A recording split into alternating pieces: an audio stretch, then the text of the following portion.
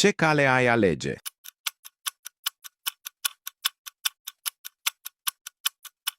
Bravo dacă ai ales calea din mijloc. Examenul numărul 2. Găsește numărul 55.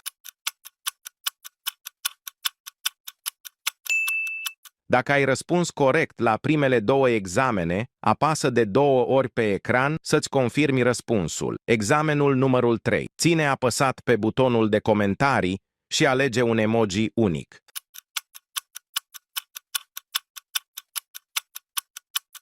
Dacă ai ales emojiul cu foc, ești eliminat. Știi că atunci când mă urmărești, poza mea de profil începe să danseze? Examenul numărul 4. Care este prima aplicație care ți apare atunci când apeși pe Share, apoi mai multe?